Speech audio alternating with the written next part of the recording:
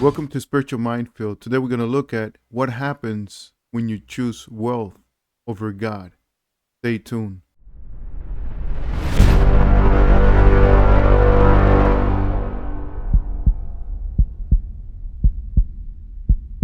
So we're going to go here to Psalms chapter 49, and we're going to read verses 5 all the way to the end of the chapter. And we're going to see what happens when money becomes your God, or you choose money over God to worship the Lord.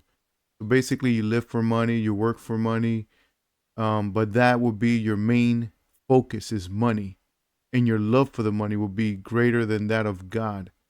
So what happens when you make money your own God in that respect? So let's start here in verse 5. It says, "Why should I fear in times of trouble, when wicked usurpers surround me?"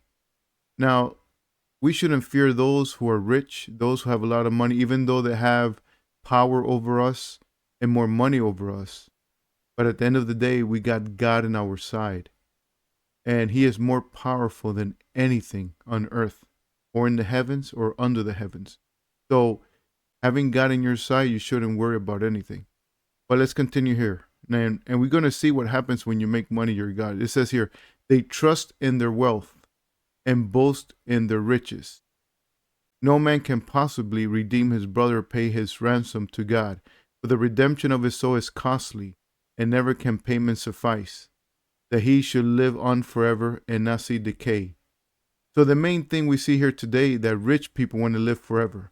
Some are doing a drastic diet, eating completely healthy, think he could have if he's like 50, he think he could get a 20-year-old body in the sense of, being really healthy, that he could have that type of body. Or they want to put their conscience in the computer, or their mind in the computer, so that when they die physically, they will live forever in a system, in a computer. But here the Bible clearly says that no one can possibly redeem his brother. You can't redeem somebody from your family, let alone yourself, or pay his ransom to God, for the redemption of his soul is costly. It doesn't matter how much money you have, how wealthy you are, how much gold, silver you have. You cannot pay for your life. You cannot pay to live forever. You cannot manipulate what God has ordained, that everybody has to die, except for those that will be raptured. Only that specific group will not die. But apart from that group, we are all destined to die one day. But yet the rich, because they have so much money, so much wealth, they want to live forever because their God is in this earth. Their God is in this physical place, not in the spiritual, but in the physical. Because they know if they die, they're going to leave their money behind because they can't take it with them.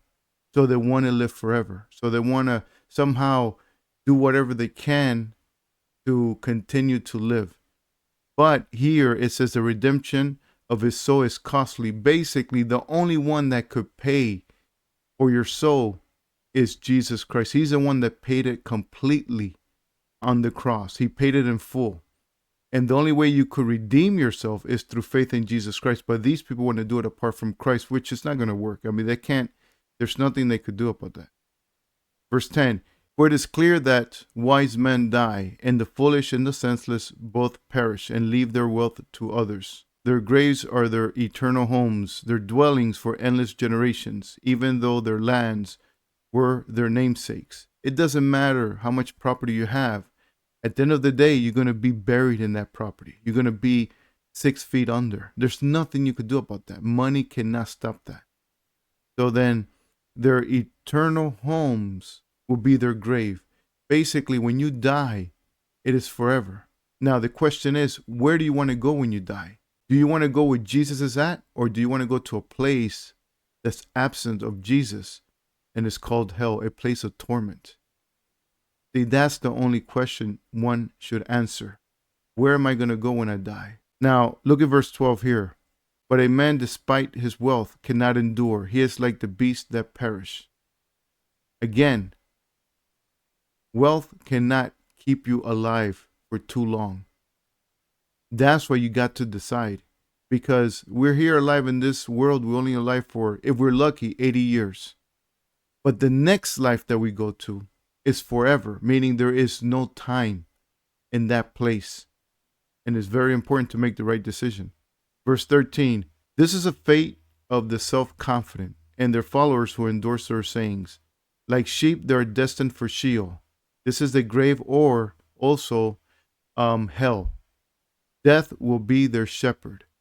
The upright will rule them in the morning, and their form will decay in Sheol, far from their lofty abode. But God will redeem my life from Sheol, for he will surely take me to himself. Here you have a picture in verse 15 that the righteous, the moment we die, it says that we will be taken to be with the Lord where he's at himself. Wherever Jesus is at, there we're going to be. God will redeem our lives from Sheol, from the grave, in a sense, from hell. We're redeemed from that place because we put our trust and faith in Jesus Christ. But those who trust in money, they will never go to where Jesus is at. They will go apart from Christ. Do not be amazed when a man grows rich, when the splendor of his house increases. For when he dies, he will carry nothing away. His abundance will not follow him down. I mean, to spend all your life gathering money into piles, having a big bank account, at the end of the day, guess what? When you die, and mind you, you don't know when you're going to die. You could die at 30, you could die at 40, 50, 60, or you could live all the way to 80. But at the end of the day, what is 80 years old compared to eternity? It's nothing. At the end of the day, when you have all that money, all that gold, houses, cars, everything, you're going to leave it behind anyways. You're going to leave everything behind. Just as you came to this place naked, you will die naked. Verse 18, though in his lifetime he blesses his soul and men praise you when you prosper, he will join the generation of his fathers who will never see the light of day. A man who has riches without understanding is like the beasts that perish. At the end of the day, if you choose money over Christ, you're not better off than a beast. Basically, your wisdom. You have no wisdom. You have no understanding. Because you knew better. You knew that Jesus died for you. You knew that Jesus is the living God. And yet you chose money over worshiping the true God. The one who could give you eternal life. You chose something that cannot give you eternal life.